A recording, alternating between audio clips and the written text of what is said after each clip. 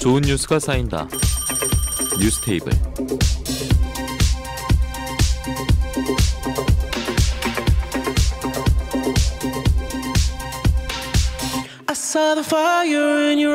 네, 격주로 진행되고 있는 뉴스테이블 특별판 두 명의 주인공 소개해드리겠습니다. 이준석 국민의힘 전 대표, 허성무 전 창원시장과 함께하겠습니다. 안녕하십니까? 네, 안녕하세요. 네, 안녕하세요. 네, 반갑습니다. 두 주 만에 뵙는데요. 그동안 IAEA 라파엘 그로시 사무총장이 일본에 이어서 한국도 왔다가 어제 떠났습니다. 먼저 일본 방문해서 일본 정부의 후쿠시마 오염수 방류 계획은 국제 기준에 부합하다, 안전하다 이런 내용이 포함된 최종 보고서를 전달을 했었고요. 그런 계획대로 한다면 안전 부합이라고 했는데 책임은 안 진다 이런 내용이 포함되어 있어서 여전히 국민들은 불안해하는 분도 있습니다. 두 분은 어떻게 지금 상황 보고 계신지, 그리고 혹시 뭐 최종 보고서를 읽어보셨는지도 궁금합니다. 먼저 대표님부터 듣겠습니다. 이게요, 예고된 결론이었기 때문에 그렇긴 하죠. 그다지 사람들이 놀라지도 않고 뭐 이거 이후에도 발표된 이후에도 양당의 메시지는 변한 게 없고 뭐 이런 상황이거든요. 저는 이렇게 생각합니다. IAEA라는 곳이 이제 핵 확산을 방지하는 하나의 목표가 있고요. 핵 안전에 대해 가지고 여러 조치를 하는 이런 목표가 있을 텐데, 그러니까 첫 번째 말은 핵 확산을 방지하는 목표가 더 큰 겁니다. 굉장히 정치적이고, 그러니까 국제사회에서 그 핵 확산을 막는 그런 목적으로 움직이는 기구라고 보면 되는 것이고, 그걸 이제 하는 과정에서 여러 감시 활동을 이제 할 수 있는 그런 역량을 가졌기 때문에 이런 평가를 이제 하는 권위를 갖게 된 것인데, IAEA도 자기들이 이런 거를 하게 되리라고는 잘 몰랐을 거고, 이렇게 대단위로 방류하는 것이 처음 있는 일일 겁니다. 아마 원전 사고로 인해 가지고 예전에 체르노빌이나 아니면 뭐 쓰리마일 이런 것들은 그런 게 없었거든요. 그렇기 때문에 이 처음 하는 일에 대해서 누가 보증을 설 수 있겠느냐. 자기들도 못 선다 그런 겁니다. 책임 못 진다. 그러니까 자기들도 뭐 해봐야 하는 거지. 그런데 뭐 안에서 그 그물망을 쳐놓은 데선 우럭이 잡히고 뭐 이런 것도 자기도 예상 못했을 거 아닙니까, 보면은. 그러니까 이런 상황 속에서 본인들도 제한된 책임을 이야기하면서 발표하는 보고서라는 거는 국민들의 의구심을 완전히 뭐 좀 어떻게 다독이기에는 좀 부족한 부분이 있었다고 봐야죠. 네, 처음 하는 일이고 방류에 있어서는 IAEA가 정답을 내릴 수 있는 기구는 아닌 것 같거든요. 그런데 그렇죠. 우리는 거기만 바라보고 있었잖아요. 그러니까 그 IAEA 보고서의 내용을 뭐 이 정부와 여당이 잘 아는지 모르는지 그것조차도 의심스러울 만한 발언들을 자꾸 하고 있어서 안타까운데요. 사실은 이 최종 보고서 서문에 이렇게 되어 있습니다. 방류를 결정한 것은 일본 정부이고, 그리고 이 정책에 대해서 IAEA는 지지하지도 않고 권장하지도 않는다. 이렇게 돼요, 서문이. 그럼 자기도 지지하지 않고 권장하지도 않는 정책을 왜 우리나라에 와서 설득하느냐. 말이 안 되는 거죠. 기준에는 부합은 하는데 방류하는 거를 그렇게 권고하지도 않고 지지하지도 책임은 못 진다. 책임을 못 진다면 그다음 중간 보고서 중간에 또 나와요. 그러니까 이제 이 그 보고서에 의해서 일어난 일의 결과에 대해서 어떠한 책임도 우리는 지지 않는다. 이렇게 또 얘기. 그럼 책임도 지지 않고 지지하지도 않고 권고하지도 않는 일을 왜 우리 보고는 받아들이라고 말하는가. 그런 의미에서 보면 정말 그 IAEA 사무총장이 그러십니까? 우리나라에 와서 뭐 이렇게 저렇게 만나는 것들은 그야말로 정치적 쇼에 불과한 것이 아닌가. 더군다나 그분이 발언을 이런 발언을 했잖아요. 나는 마실 수도 있고 수영을 할 수도 있다. 그래서 우리 국민들이 박수를 쳤잖아요. 그러면 당신이 후쿠시마에서 상주하면서 매일 1리터씩 마시고 수영장 만들어서 그 물 부어서 수영 1년 해라. 그리고 그렇게 검증해서 그다음에 우리가 방류를 할 건지 어떻게 할 건지 결정하자. 이렇게 사실은 이제 비아냥이 있었겠지만은 국민들의 진심이 담긴 이야기들이 그렇게 나오는 거죠. 네, 사무총장이 이제 한국 와서 민주당 측은 또 만나지 않았습니까? 네네. 그러니까 만난 건 의미가 있는데 결과는 사실 무의미했다 이렇게 보시겠네요.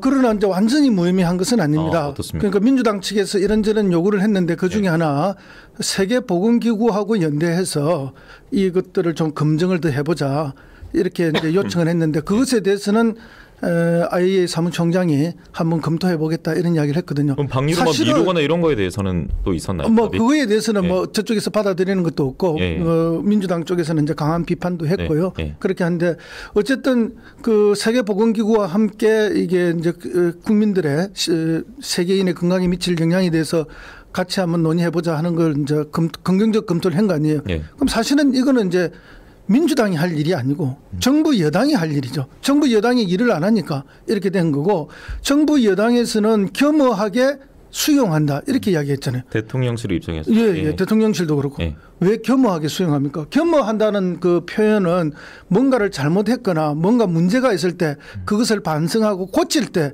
겸허히라는 앞에 서술을 쓰는 거 아닙니까? 네. 우리 정부가 그런 표현을 쓴 것 자체가 국민들한테 지금 자괴감을 주고 있는 거예요. 예, 여기다가 이제 국제적 망신을 자초한 민주당은 그것이 IAEA 사무총장의 말을 새겨 듣길 바란다라고 국민의힘이 밝히기도 했습니다. 대통령의 명확한 입장은 제가 오프닝 때 말씀드렸듯이 뭐 일일 브리핑이라든지 이런 걸 통해서 나오지 않고 있는 가운데 여당은 이런 표현을 하고 있단 말이에요. 지금 여당에서 초기에 이제 이걸 대응했던 걸 방법을 살펴보시면은 오염수를 어떻게 처리수 이름을 바꿔가지고 한번 해볼까라는 생각을 했었어요. 아, 맞아요. 그때 다뤘죠. 예. 네, 그런데 그때 뭐 당연히 실패했죠. 네. 예, 그게 뭐 이 상품 레이블 바꾼다 해가지고 그게 오염수가 처리수 된다고 생각해가지고 접근했던 거라면 여당이 아니랬다 예. 이런 생각이고, 근데 더 위로 가보면 뭐가 있냐면은 여당은 어쩌다 이 일을 떠맡게 되었느냐. 그럼 여당이라는 것은 사실 그러면 처음에 있었던 한일 외교의 과정에 있어가지고는 뭐 의견을 듣고 의견을 내는 과정이 있었느냐, 없었을 거거든요.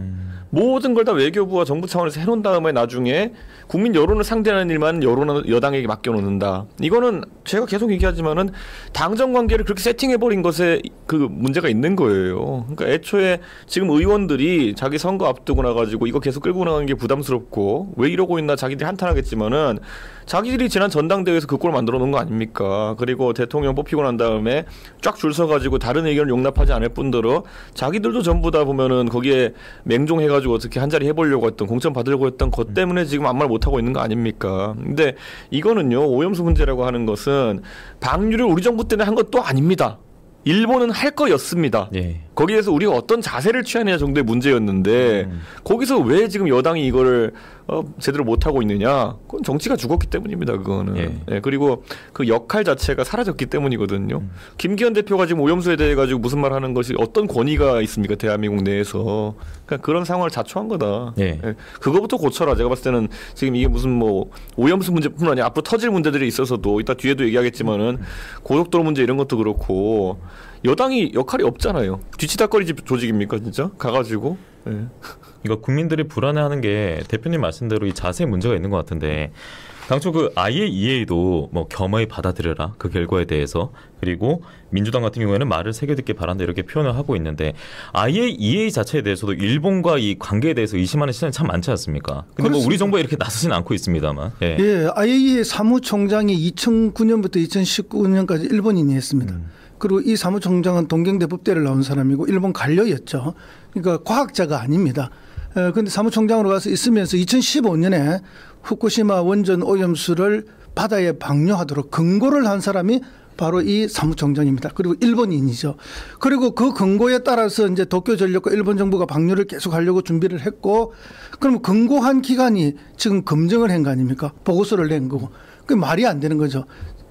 IAEA가 권고를 했더라면 최소한 검증은 다른 기관에서 해야 되는 거죠. 그러니까 IAEA와 일본 정부와 도쿄전력이 지금 한 몸처럼 돌아갔다라는 의심을 사고 있고, 그 의심은 실질적으로 객관적 증거들이 많이 나타나고 있는 거죠. 예. 이제 그런 의미에서 이 IAEA 보고서가 우리 국민들한테 설득력이 없고 그 보고서 국제기구가 권고하고 있는데 국제기구의 주장인데 왜 민주당은 안 받아들이느냐 이런 이야기를 하잖아요.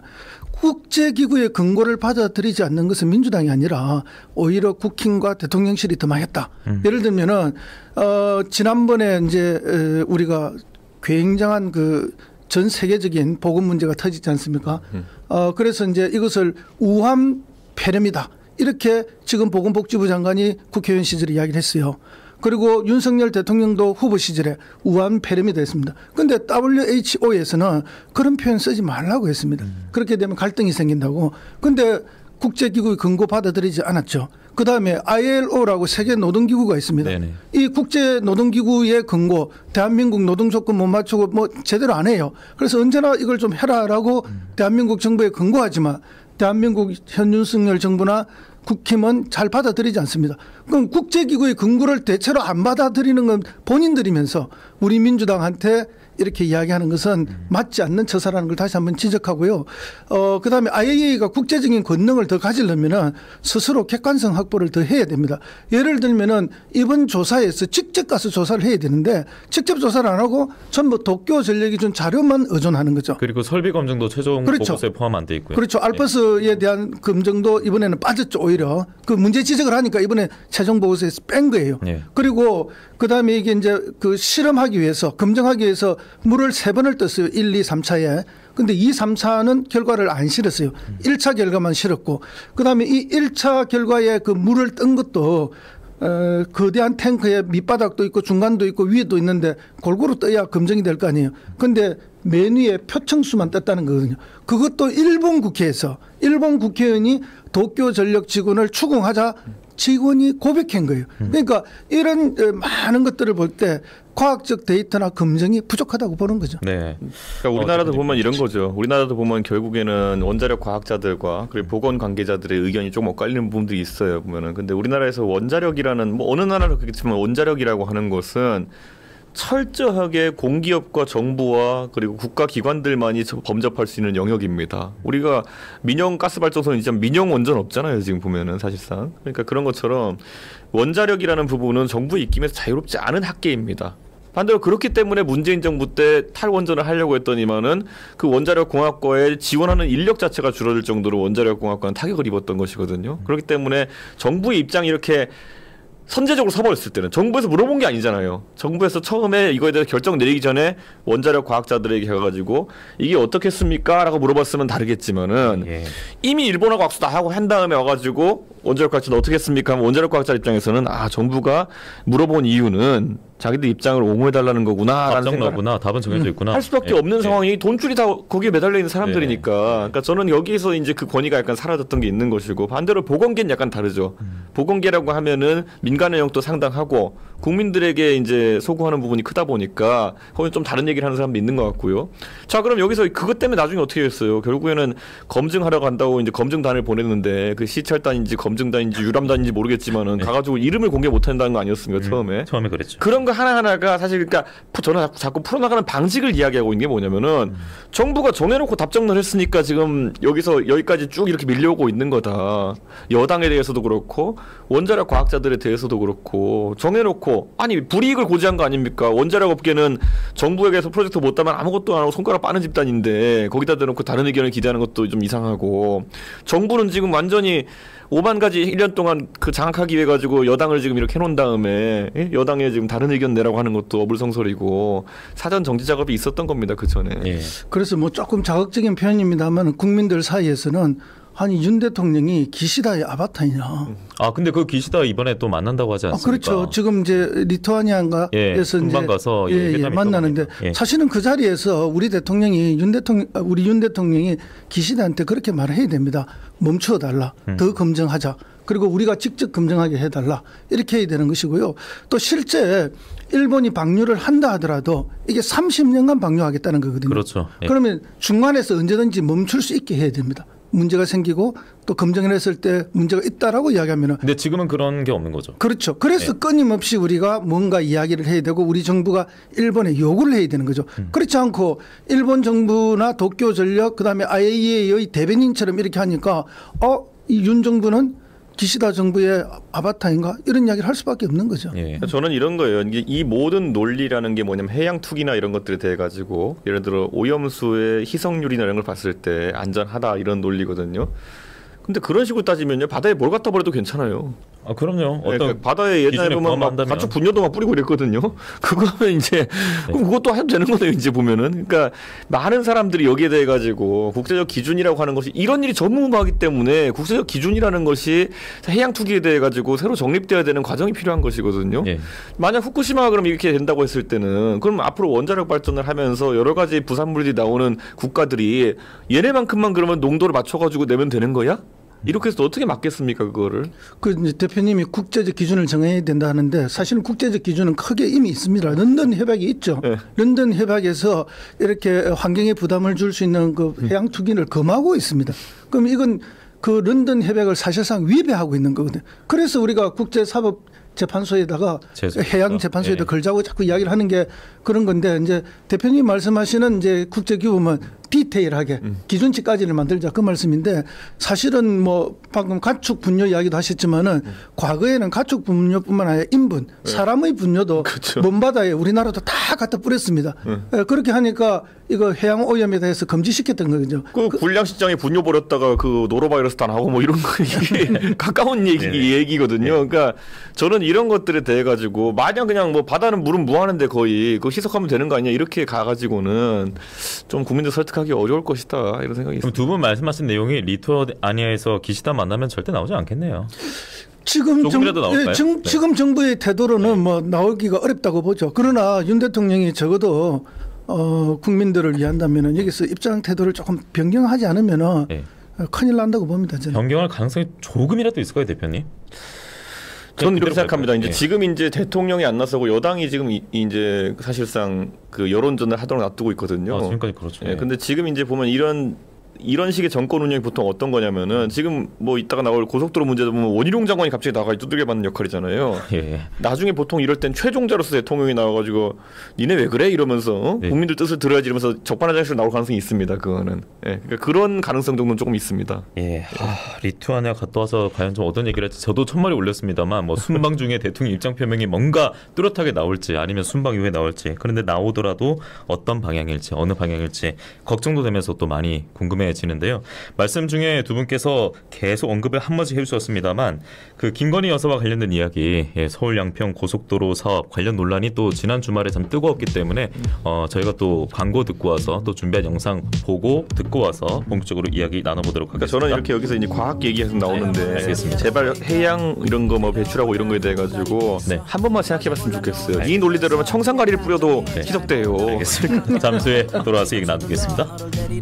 네, 굉장히 바쁩니다. 이 두 분 나오면 시간이 늘 부족하기 때문에 빠르게 달려보도록 하겠습니다. 이준석 전 대표, 허성무 전 창원시장 함께하고 있고요. 앞서 이제 이야기의 중심에 우리 윤석열 대통령이 있었다면 이번에 윤석열 대통령의 옆에 있는 또 분입니다. 김건희 여사 관련된 얘기인데 서울 양평 고속도로 사업 관련해서 이 논란이 주말 동안 뜨거웠습니다. SNS에 정리한 걸 보니까 이렇게 정리되어 있더라고요. 양평 고속도로 노선 수정한 사람 원희룡, 수정한 노선 땅을 가지고 있는 사람 김건희 여사 일가, 양평 고속도로 백지화시킨 사람 원희룡, 이 문제로 사과해야 되는 건 민주당. 네, 민주당 입장 한번 들어보겠습니다. 어떻게 보세요? 대형 국책 사업인데 갑자기 지금 어그러졌어요. 아니 이제 우리 그 격언입니까? 방귀 낀 놈이 썩낸다. 지금 그런 거죠. 예. 방귀 뀌어서 냄새가 많이 나니까 냄새 좀 난다 이렇게 이야기했더니 원희룡 장관이 왜 그 이야기 하냐고 화를 낸 거 아닙니까 지금. 그러니까 이제 사실은 이 노선 변경이라는 게 어마어마한 이권이 걸려 있는 거 아닙니까? 출구가 어디로 나오느냐에 따라서 그 지역에 사는 사람의 생활의 편리성도 있지만 거기에 부동산을 가진 사람들의 재산적 변동이 어마어마한 이권이거든요. 그러니까 이제 애초에 원안이 있는데 그러면 변경안이 확정이 되려면 원안의 그 이해관계를 가졌던 사람들도 동의를 해야 되고 그 동의를 위해서는 과학적인 여러 가지 검토안이 나와야 되는 거 아닙니까? 그런 거 없이 매우 일방적으로 대통령이 바뀌고 군수가 바뀌니까 이렇게 결정이 난 거죠. 그러니까 누가 봐도 의아한 거예요. 근데 의아한데 그래서 이게 그 의아함을 민주당이 지적한 거 아닙니까? 네. 이거 문제가 있다 했더니 민주당 때문에 이거 안 하겠다고 아예 원천백자를 시켰어요. 저는 원희룡 장관의 이런 태도는 거의 폭력이라고 봅니다. 그리고 직권남용 불법적 행위입니다. 국민들에게 대놓고 폭력을 한 거고 그리고 실제 원희룡 장관이 이 기자회견을 할 때 장관 옆에 있었던 사람들은 국토부 공무원들은 거의 없고 전부 국민의힘 국회의원들이 서 있어요. 그 자리에. 예. 그러면 이게 도대체 뭐냐는 거죠. 장관의 행정 업무에 대한 기자회견이 아니고 장관의 대선 출정식인가 아니면 총선 출정식인가 이런 느낌을 주는 그날 기자회견이었거든요. 네. 그러니까 매우 정치적인 발언이 있다. 그럼 원희룡 장관은 이 말도 안 되는 일을 그렇게 화를 내면서 백주화 기자회견을 한 이유는 뭐가 있는가. 결국은 이 특별한 이권을 위해서 노선을 변경했다가 국민들에게 들키니까 그것을 모면하기 위해서 이런 정책적 회피 수단을 쓴 것은 아닌가 하는 게 국민들의 지적이고요. 근데 민주당의 그 지적에 대해서도 원희룡 장관 처음 모른다고 했잖아요. 원 장관이 지금 입만 열면 거짓말이 많이 나오고 있어요. 예를 들면은 그게 뭐 땅이 있는 것도 몰랐다. 네. 땅이 있는 거는 1년 전 국정감사에서 이미 다 나왔던 이야기고 그다음에 뭐 이렇게 실무자들의 검토선이었다. 그런데 거기에 김성교라는 국회의원이 있었어요. 이 김성교라는 국회의원한테 원장관이 직접 전화했다는 거 아닙니까?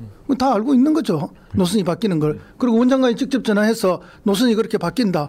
이렇게 말을 하고 전달해 줬다는 이야기를 김성교 전 국회의원이 양평에 노인들 계신 행사장에서 직접 이야기했다는 거 아닙니까? 그런 전언이 있고. 그러니까 여러 가지 이야기들에 있어서 장관의 이야기에 거짓이 너무 많다. 그러니까 국민들이 믿을 수가 없는 거죠. 그럼 장관은 왜 이리 거짓말을 많이 하는가? 숨겨야 될 더 큰 사실이 있다. 예. 보이지 않는 손이 있었지 않느냐. 예. 그 보이지 않는 손을 숨기기 위해서 그렇게 장관이 무리하게 했다. 그런데 이미 국민들 눈에는 그 보이지 않는 손과 얼굴이 다 드러난 거죠. 그러니까 이게 원희룡 장관이 단순 정치인 장관도 아니고 예. 저한테는 원지사가 더 익숙한 표현입니다. 네, 제가 알기로. 그렇죠. 근데 네. 제주도지사라는 도백을 이제 8년 동안 했다고 하는 것은 이런 지자체에서 벌어질 수 있는 각가지 토목이나 아니면 이런 것들에 대해 가지고 어느 정도 민감성을 가지고 있느냐, 어떤 절차적인 그런 주요한 지점들이 있느냐를 잘 알고 있거든요. 그럼 제주도만 해도 우리 기억나는 거 보십시오. 제주도의 서귀포에다가 제2국제공항을 어디다 만들까 하는 것 때문에 서귀포 동쪽에 만들 것이냐 아니면 서쪽에 만들 것이냐, 활주로 어떻게 길게 할 것이냐, 이런 것 때문에 얼마나 제주도가 시끄러운지 지금도 아직까지 시끄러운 거거든요. 그 외에도 뭐 비자림에다 도로를 뚫는데 뭐 나무를 깎아내면 환경 영향이 어떻게 될까, 이런 거 하는 게 제주도지사예요, 옛날에 보면은. 근데 이분이 그러면은 본인이 만약 제주도백으로 생정하고 있었는데 갑자기 중앙정부에서 문재인 정부 시절에 누가 갑자기 뭐 얘기 나와가지고 백지화 시켜버리겠다 이러면 자기 아마 서울 올라가서 싸웠을 거거든요. 근데 이걸 자기가 지금 한 거예요. 그러니까 다르게 급발진을 했다고. 그러니까 본인이 지방자치단체장일 때는 예산 한 푼만 또는 수건사업 하나만 해가지고 올라와가지고 이런 을로서의 경험 많이 했을 텐데 지금 약간 살짝 준갑의 위치에 가니까 이걸 그냥 없애버리겠다 이런 판단을 본인 스스로 했다는 거거든요.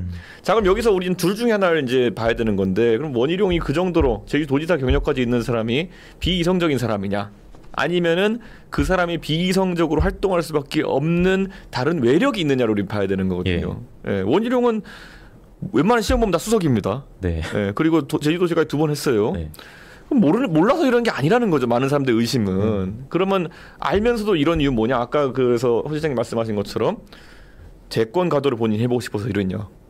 이건 아직도 이제 원희룡 내재적인 문제죠. 아니면은 이렇게 하면 안 되는 다른 외력이 있는 것이냐? 뭐 자기 대권 꿈 때문에 그러는 거면 오히려 차라리 낫겠어요. 근데 외력이 있는 것이라면은 이거는 상당히 심각한 문제다. 보이지 않는 손과 외력까지. 특히 여기서는 뭐 원희룡 일가의 땅은 발견되지 않았잖아요. 그러니까 본인 땅은 없어요. 원희룡의 이익은 아닌 걸로 봤을 때 누구의 이익이냐로 이제 사람들이 궁금해하는 것이고, 사실 제가 그래서 한번 다른 방송에서 언급도 했지만은 처음에 한 2, 3일 정도 이 보도가 나왔을 때 KBS 보도 나오고 이랬을 때는 이 사건이 어떻게 고속도로 노선이 휘어졌냐나 이런 거에 대해 가지고 보도가 되고 사람들에 관심이 있었는데, 갑자기 원희룡 장관이 급발진한 뒤부터는 많은 사람들의 관심이 원희룡 왜 저래요. 그럼 이렇게 관심사를 돌려놓을 이유는 또 무엇이었던 것인가. 그러니까 저는 이런 게 제가 지금 봤을 때 그냥 이해가 안 가면서도 대충 뭔가 있겠구나 하는 생각이 듭니다.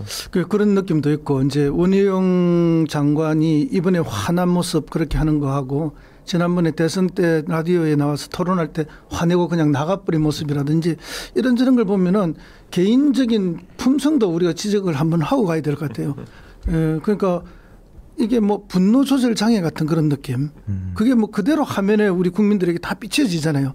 그러니까 정무직 장관, 국무위원의 그런 모습은 국민들에게 굉장히 위협적인 모습입니다. 네, 그러면은 저는 대통령의 반응은 둘 중에 하나야 되거든요. 월권을 쓰니까 거기에 질책하고 해임하거나, 네. 아니면 뭐 얘기를 해야 되는데 그것도 없어요. 그럼 또 여기서 의심은 그러면 진짜 그럼 단독 결심이었겠냐도 의심인 것이거든요. 그렇게 하면 안 되잖아요, 근데. 그래서 최근에 이 후쿠시마 오염수하고 그다음에 방금 이야기하고 있는 이 양평간 고속도로 문제에 있어서 대통령실이 뒤로 빠져 있습니다. 그리고 대통령 본인도 완전히 뒤로 빠져 있고 비켜서 있어요. 그러니까 이걸 보면은 뭔가 좀 불리한 거, 그리고 질타를 받는 건 대통령 지금 참모들 뒤에 숨고 있다는 그런 생각을 해요. 그래서 대통령에게 지금 정치적 조언을 하고 있는 그룹들이 있지 않습니까? 청와대 내의 그룹들은 지금 전부 MB계 이명박 대통령 시절에 참모들이 지금 청와대를 장악했고 청와대 외곽 정부까지 지금 장악해 가는데, 이분들이 아마 대통령에게 저는 이렇게 조언하고 있다고 봐요. 그러다 보니까 시중에는 이런 말도 나왔어요. MB의 아바타는 안철수가 아니라 지금 윤 대통령이 아닌가 하는 그런 지적까지 나오고 있어요. 왜냐하면 최근에 MB 때 인사들이 좀 속속 돌아오고 있지 않습니까? 그런 속속이 아니라요. 저는 그 시절에 이제 사실 뭐 차관급 지내셨던 예. 분들이나 아니면 장관하셨던 분들이 또 다시 장관을 하거나 아니면은 또 이제 김태호 비선 같은 경우는 뭐 차장급까지 올라오고 안보실에 뭐 이런 걸 보면서 한 10년 들어서 승진해서 올라오셨어요 이제. 그러니까 약간 저는 의안이라는 그 측면이 있는데 왜냐면은 이 윤석열 대통령이 보수 정권의 대통령이 됐지만은 박근혜 정부 시절에 하은 적폐청산 수사에 선두에 서 있었기 때문에 박근혜 정부 측 인사들과는 소원할 수밖에 없는 한계성이 있는 것 같습니다. 그러다 보니까 MB 시절에 있던 그런 인사들과 교류를 하고 있는 것 같고 그게 이제 보수 내에서는 하나의 내재적인 문제가 될 수 있겠죠. 네. 저는 뭐 근데 이 고속도로 문제 같은 경우에도 저는 앞으로 어떻게 진행될지 모르지만은 이건 약간 의아해요. 자, 지금까지 윤석열 대통령이 그 집권한 뒤로 항상 그래도 보여준 이미지는 검찰과 국세청과 감사원을 통해 가지고 큰 몽둥이를 항상 들고 있는 이미지였어요. 그래가지고 예를 들어 전현희 권익위원장을 이제 다룰 땐 보면요, 너 지각했지 이런 거를 막 감사하고 이래요. 막 그래가지고 막 다 갖고 오라 그러고 막 언론에도 나와요. 막 무슨 내용이 하나하나 구체적으로 몇 시에 출근했다 이런 게. 근데 그러면요, 저는 아까 그 월권이냐 아니면은 이런 정결 조치냐 이런 논란에 대해 가지고 윤석열 대통령의 평소 성정 같으면요, 당장 감사원에 이거는 조사를 명해야 됩니다. 어떻게 해서 이런 일이 발생했는지를 가가지고 또 이제 감사원장 나와서 또 이거는 당연히 해야 된다 그러고 감사원은 대통령의 지시받는 기관이라는 식으로 또 얘기하고 해야 되는 거거든요. 안 하잖아요. 그렇죠. 그리고 안 하니까 이제 그 보이지 않는 손이 누군지에 대해서 국민들은 선명하게 생각을 하고 있는 거죠. 그러니까 아니 저는 왜 이런 말씀드리냐면요, 사정정국이라고 하는 것이 만약에 열리거나 이렇게 하려 그러면요, 보통은 저쪽을 하나 치기 위해서 우리 쪽에도 이런 일이 있으면 똑같은 잣대로 대응하는 경우가 있습니다. 그런데 지금은 약간 온도와 민감도가 너무 다른 것 같아가지고 제가 봐도 약간 당황스럽거든요. 이런 지금 국가적인 혼란이잖아요. 지금 이 고속도로 문제 같은 경우에는.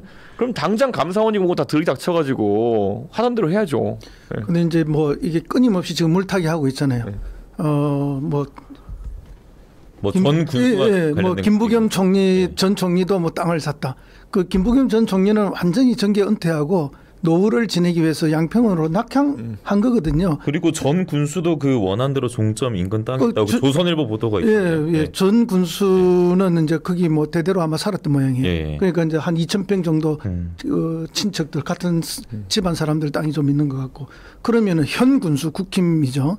현 군수나 특히 김성교 전 의원, 이 국힘의 김성교 전 의원은 그 김건희 여사의 아버지가 그 양평군에 근무할 때 부하 직원이었다고 해요. 그러니까 이분들끼리의 땅은 얼마나 더 있는지 그것도 한번 조사해 볼 필요가 있지 않느냐. 또 위치가 어디에 있는지. 그래서 그런 것까지도 이제 해볼 필요가 있는데, 그런 것들은 자꾸 이제 본질을 흐리는 엉뚱한 것으로 흘러갈 수 있기 때문에 결국 이 고속도로 문제는 국민들의 편의성을 위해서 만드는 거 아닙니까?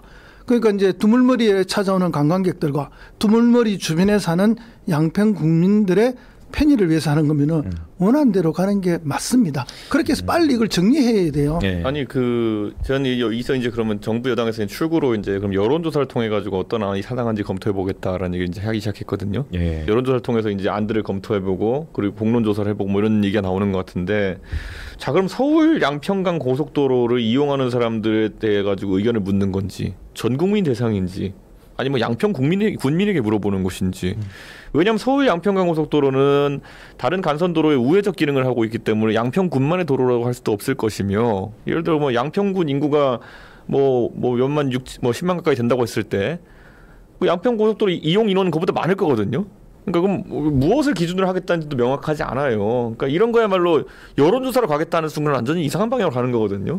아니 그러면 거기 이해관계 있는 분들이 여론조사 참여하는 거는 괜찮다는 건지, 저는 이게 그래서 여론조사 방식 자체가 물타기고 본질을 흐리는 거예요. 그러니까 이 고속도로를 맨 처음에 왜 만들자고 주민들이 주장했는가? 그건 결국 두물머리를 찾는 관광객들이 너무 많다 보니까 주말에 그 관광객들도 힘들고 그 두물머리 근처에 사는 양평 군민들도 힘이 든다. 그래서 이 어려움을 해소해 주기 위해서 고속도로를 건설하는 거거든요. 그럼 그 목적에 맞게 가면 되는 거예요.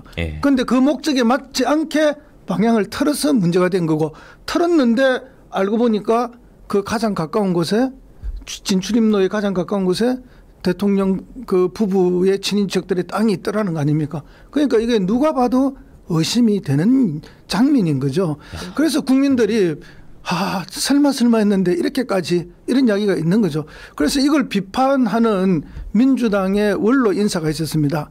이해찬 전 총리가 특강을 하면서 옛날 대통령들은 해먹더라도 조심조심 숨기면서 했는데 내놓고 해먹고 있다. 이 표현을 썼거든요. 그러니까 바로 국힘당하고 지금 고발을 했어요. 경찰에. 그러니까 이렇게 반응하고 대응하고 장관도 이렇게 대응하고 하는 것들을 보면은 너무나 과잉되는 거죠. 과잉되는 것 자체는 뭔가 뒤에 보이지 않는 손들을 정말 보이지 않게 숨기기 위해서 이렇게 하고 있다. 예. 이렇게 아니 저는 그리고 저는 제가 만약 대통령이 되든 뭐 한다고 하면요, 저는 금전적인 거는 상당히 욕심이 이제 사라질 것 같거든요. 대통령만 되면은 그 다음에 하여튼 연금이 장난 아닙니다.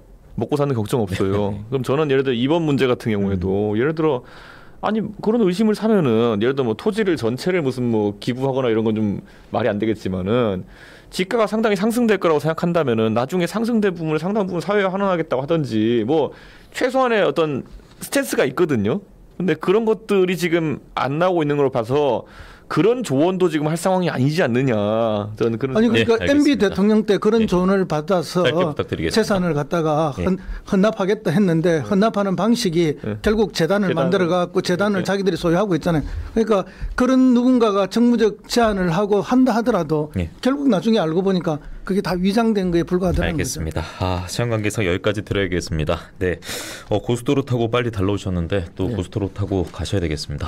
네, 여기서 인사를 드리겠고 2주 뒤에 또 시간이 흐른 뒤에 또 뵙도록 하겠습니다. 그때는 아마 신당 창당 또 관련해서 저희가 이야기를 나누게 될 것 같습니다. 두 분 여기서 먼저 보내드리겠습니다. 고맙습니다. 네, 감사합니다.